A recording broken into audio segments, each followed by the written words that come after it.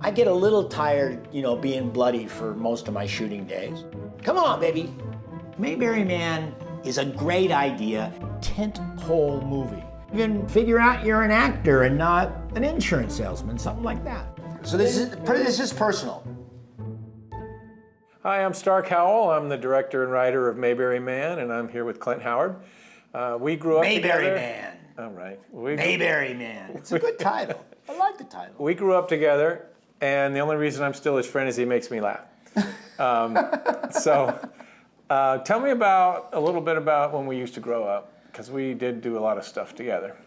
Well, with our parents being friends, we were together in kind of a mutual social situation a lot. But listen, being the same age, we liked sports, liked to flip cards from time to time. We had a lot of things in common, and you're a good hang. So it was. I always enjoyed it, and also, listen, sports is huge. Yeah.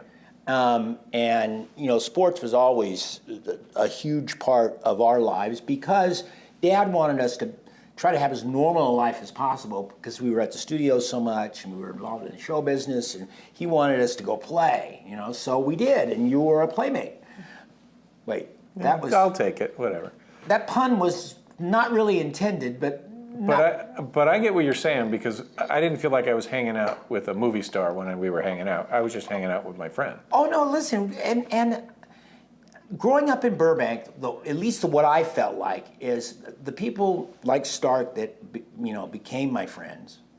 They got over it pretty quick. If they were smitten at all by me being on television, I don't know. Even at the time, Dad just said people they'll get over it. And the fact is, in a short time, I could identify friends from people who didn't know me by the way they approached me, and when I went to Burroughs High School for the first time, when I was a 10th grade at Burroughs, that was a bad first couple of weeks because the seniors who had, they had enough gumption to pick on me. I'll tell you who really got picked on in high school was my brother.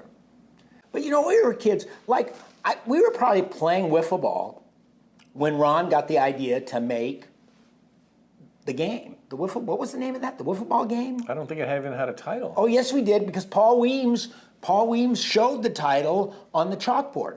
But listen, he enlisted, of course, Ron enlisted me in all of his movies. He'd break out the camera, and he expected me to frigging work. And Did someone give him that camera? What was the story behind that Super 8? Was there?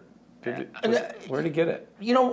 Ron Ron had his own money. I mean, Mom and Dad felt it was really important that we have what's ours, and that they provided for us, but things like a movie camera or stuff like that would be extra stuff. And I think Ron went out and bought it. And the real story is when Ron was getting a little bit more savvy, it was probably after the card game and after the wiffle ball game. Ron was trying to upgrade, and he wanted to get a better camera. He wanted to buy a GAF upgraded Super 8 camera. Still silent. They were just beginning to put sound together, but Ron was not asking. He didn't want to have a sound camera. He just wanted to have just a little better Super 8 camera. And Mom just thought it was just a bad idea. What are you wasting your money on that camera? You've got a perfectly fine camera. You don't need a better camera. Well, Mom was kind of wrong on that call, because the upgraded camera probably made the entertainment business a couple of $2 billion. And Mom was alive plenty long enough to hear us tease her incessantly about that moment where Mom decided that Ron Howard getting a movie camera was a bad idea. Rance, tell him it's a bad idea.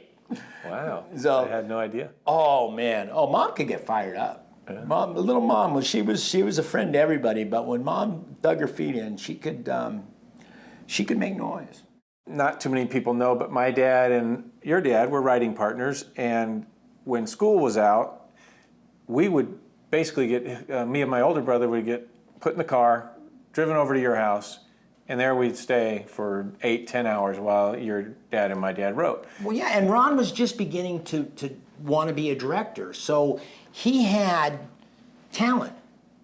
live bodies. I wouldn't really call it talent. Well, Live bodies to be in his show. And I remember my good friend Scott Green, a little disappointed. Ron didn't hire him to be in the card game. He was the effects guy. Yeah. So it was great. I was in my glory because all of my friends were working on the movie and Ron was directing it, and it was great. And this movie, it's called Cards, Cads, Guns, Gore, and Death.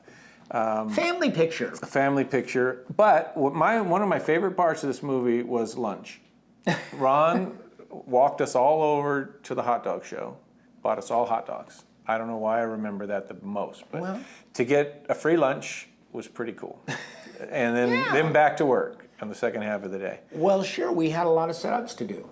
Yeah, like one, I think.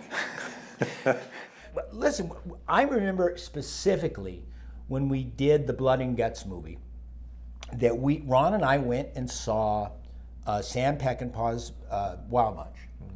And that was the first time that we were aware, and the first time probably it had really been done where they had done the slow motion, the squib hits, and all the blood. And Ron and I just thought that was just the cat's meow. We literally were driving home from the theater, and Ron was plotting how to do a movie with blood effects. And we thought about it, not for a whole long time because we didn't exactly invent anything. We used the Hot Wheels track, and we snaked the Hot Wheels track up our wardrobe with tubes. Yeah, just a little tiny tube. And then I think it was your brother. No, your brother was in it. Who? Scott Green was the only Scott Green was the one manually pumping the blood. In fact, when you get shot, there's kind of a delayed pumping action. Yeah. I'll tell you, great times, boy. Let's see it. Let's check it out. This was about 1969. Now, Ron didn't have a lot of money for like effects, like titles and stuff like that. He had to come up with interesting ways to do the titles. And then my brother Scott, who was the first guy on screen. I do remember this. Ron put Wesson oil on his nose to make it look sweaty. A little trick of the trade. Show business trick. There's me. I'm wearing sunglasses. With your period shades. Uh-oh, there's a raise.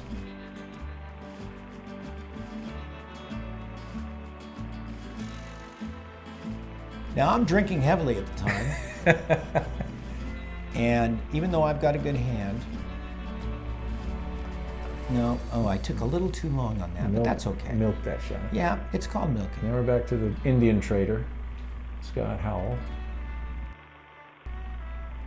He trades with the Indians, it looks like. It looks like he knows how to go all in, and he's confident. And he can kind of act. I cannot act. I don't know. A little slow. Now, a cutaway would be really good to know what hand he had. Uh-oh, there's a really big hand. Oh, now. Cheater. Cheater? Me? Oh, there's the blood effect. But here starts my bad acting.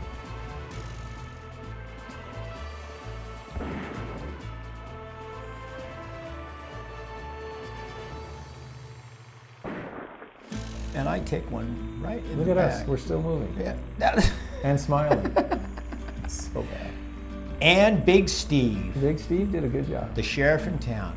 I always thought Big Steve was Big Steve, and Big Steve is about 13 years older now. Yes. Here we are, still against the wall. I don't think it's going to make anybody forget about High Noon, but it was a good start for Ron. Obviously, you got to start somewhere, and there it is. And ending right where he begins, Bloody Poker Chip. That we did all that in one day. Well, God, hard to believe, right? If that would have taken 2 days, we would have been called knuckle draggers. No, listen, that was fun. I have great memories. I'm the only person that when Ron got the dream to be a director, and nobody was giving him the time of day. When he was 14 years old, I was 9. When he was 15 years old, I was 10. And we were real close. We were very close then. And it gave him the nerve, not the nerve. It gave him the momentum. When people said no, it made him want to try harder. And that's one thing that Ron's done is You know, Ron, from the time he first had his first opportunity, he has been putting his foot on the gas the entire time. And that is rare in this town. People that will be successful and then want to step up and do it again real quick. And you know, a lot of people like to have success for a couple movies and take a year off. And Ron always saw that as the kiss of death. And I think that he's pretty accurate. I think Ron's sort of workaholic nature, it's fared well for him. I have to say, though, I've been a storyboard artist in the industry for about 30 years. So I know shot selection, I know all that stuff. And to pull that off at 15, it's pretty amazing. It's a lot of bad, I've seen so much worse by actual adults. Oh, so, yeah, no, listen, Ron obviously had talent. I can't believe that he allowed us to die with smiles on our faces. That he never called a second take. We died on a carom table. We are the worst actors. We died. My brother and I are the worst actors. Well, yeah, you guys weren't good. We were not good at all. It's good that you're directing, though, but it's good that I'm surprised we made it into the Don't write yourself a big part. I'm surprised we made it into the Wiffle Ball movie. It's a long, you know, for a 20-minute movie. Bad. That was a long. That was really long. It drags. I told Ron, I go, you got to tighten this up a little bit. Yeah, I think Ron's beyond going back and doing, you know, a director's cut of the Wiffle Ball. He should, if he ever gets a little bit of time. Listen, I remember I had such a blast because, you know, it was fun for me. Ron would get me to be in the movies, and Ron would cajole Dad to be in it. Of course, Dad is a very willing participant, and I wasn't so willing. In fact, on the movie that Ron won second prize nationally in the one reel contest for Kodak, I had struck a deal with him where it was 60-40. I had 40% of the first dollar. I had 40 points. It's a hell of a deal. It is. And the check came in the mail with a letter saying, congratulations, R.W. Howard, because Ron entered under R.W. Howard. Congratulations, you've won second place in the national contest, and you get $100 and like a case, a cellophane wrapped like bundle of film. And Ron was really happy, and I was extremely happy because I'm looking at that $100 check saying, there's 40 bucks that's mine. That's right. And Ron and I got in quite a tiff over it, and Dad came up and had to referee, and you know, he sort of, he heard both sides, and he sided with me. He mediated in my favor, and Ron had to pay me 40 bucks. Sweet. So, you know, he's probably held that against me somewhere deep in his loins for a long time. I'm sure he did. You know, right from the beginning, this is what I hear from Dad. Andy really knew what he wanted. He knew that he wanted that community. He wanted his town, Mayberry. I don't know why they didn't use Mount Airy. But anyway, the Mount Airy, Andy's hometown, he wanted to keep that community spirit and that kind of everybody pulling for each other. He wanted to keep that right front and center. He wasn't listening to the networks. In fact, the network couldn't even give him notes. You know, things were becoming so urbanized. And yet the Andy Griffith Show came out and became successful, and the New York executives just didn't know how to note the story. They didn't, it was so off the map from what the networks were trying to do, and yet it was successful. And boy, I got to give Andy a lot of credit for that, because he's the one that laid it out there, and he believed in it. He got to put a good team of people around him, and boy, you know, I never understood the value or the connection of the show or what the show really meant to people until, I don't know, a couple of years ago when I went back to Mayberry days, and I could just see, in fact, it was Professor Brower that we did it at a Q&A.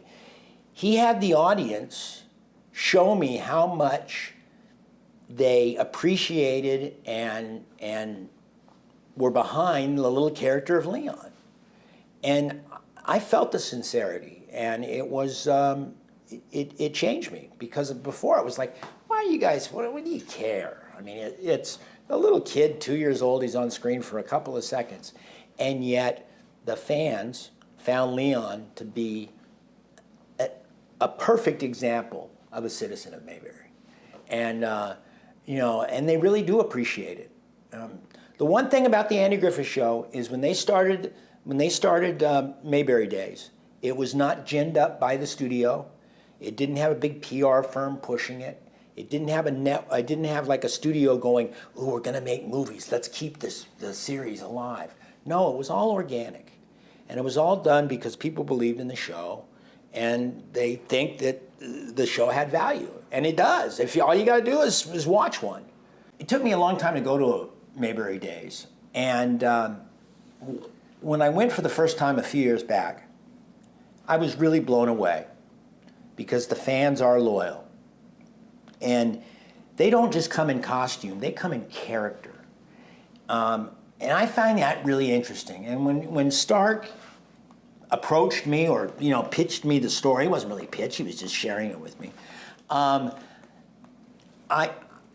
think it's got a lot of value because I think people wanting to be in Mayberry, wanting to be a Mayberry Man, I think that has a lot of value.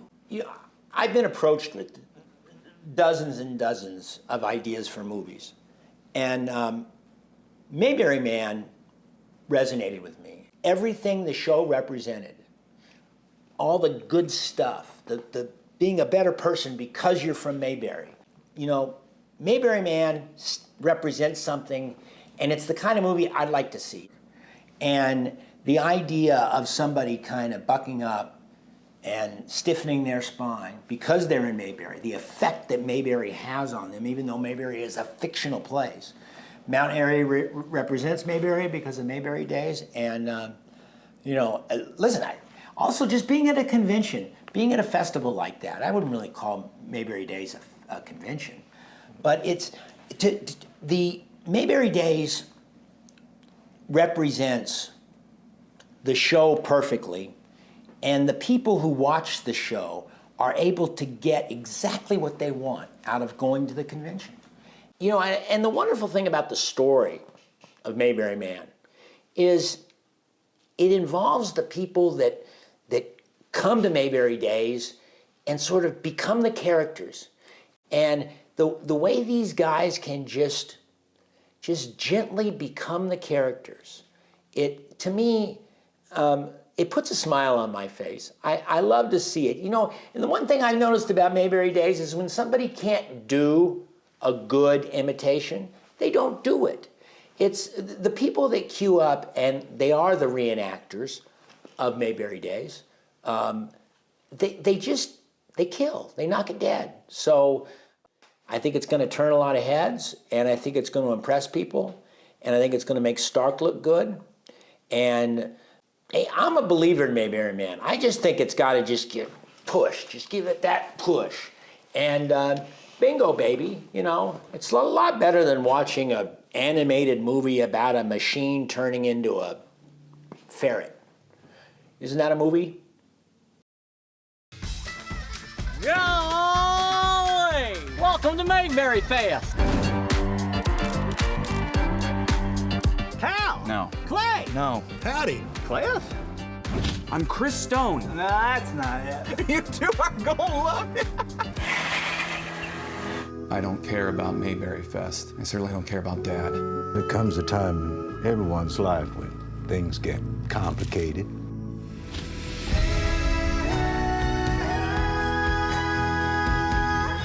Mayberry isn't just a place, it's a state of mind.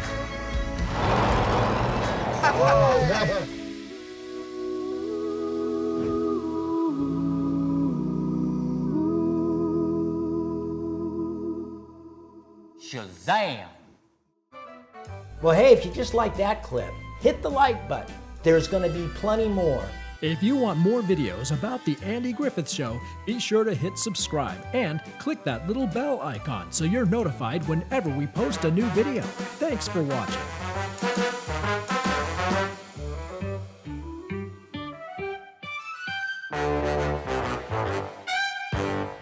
Shazam!